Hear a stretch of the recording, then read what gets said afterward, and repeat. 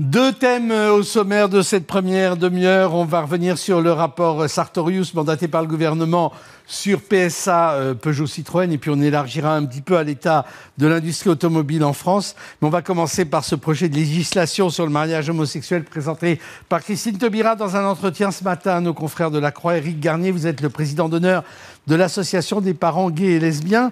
Et alors qu'on aurait pu s'attendre à une levée en masse des associations se félicitant finalement que ce verrou symbolique et ce combat qu'elles mènent depuis longtemps trouve peut-être un terme, on est assez étonné parce que les associations font un accueil extrêmement mitigé et c'est du genre ouais, pas mal mais pas assez, quoi. Donc on se dit mais jusqu'où iront-ils? Ou jusqu'où iront-elles? Jusqu'au respect des promesses de François Hollande, parce que le compte n'y est pas. Alors évidemment, bon, il faut voir la bouteille, le verre aux trois quarts plein.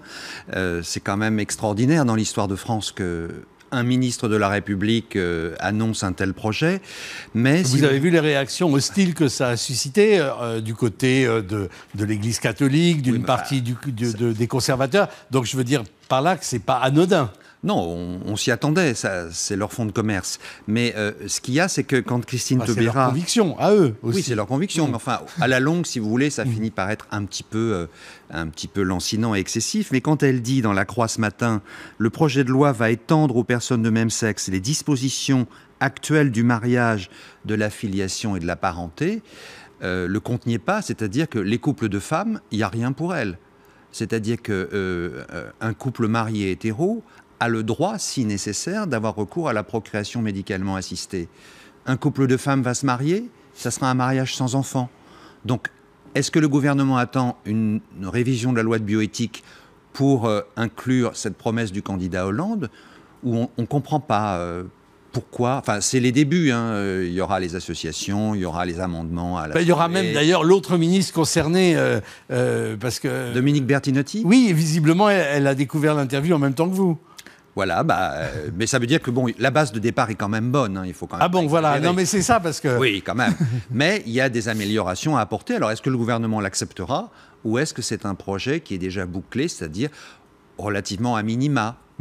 Et si c'était le cas, comment comprendriez-vous ce recul par rapport à des promesses? Ça nous rappellerait un petit peu l'attitude du Parti Socialiste autrefois sur le Pacs ou sur... on se souvient que les députés avaient tous des trucs à faire dans la circonscription au moment du vote, vous vous souvenez? Donc on a le souvenir d'un Parti Socialiste qui autrefois promettait monts et merveilles, et puis il y avait juste que les monts, et puis les merveilles, elles venaient beaucoup plus tard.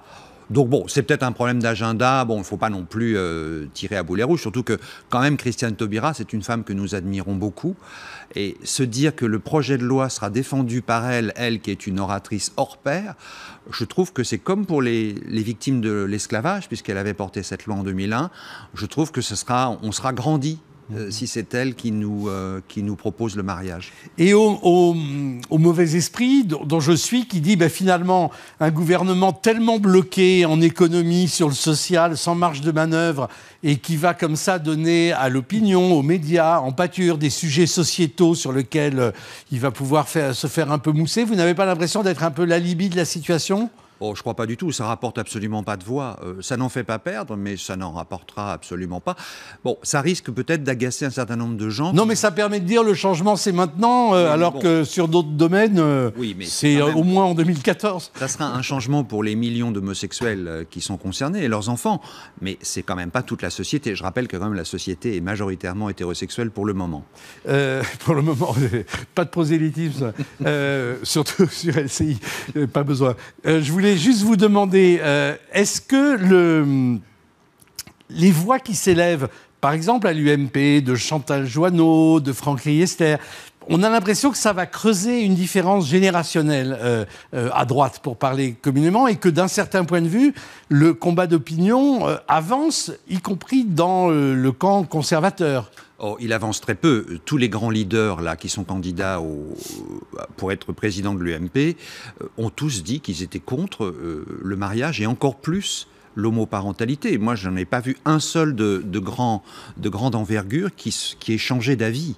Non, c'est une fracture gauche-droite. Je ne comprends pas pourquoi la droite s'arc-boute, comme dit Chantal Joanneau, sur ces questions. Ça, il faut vous voyez, c'est quand même une voix de droite qui... Oui, mais elle est bien, cette femme. Mais elle n'est pas carriériste, je ne crois pas, contrairement aux autres.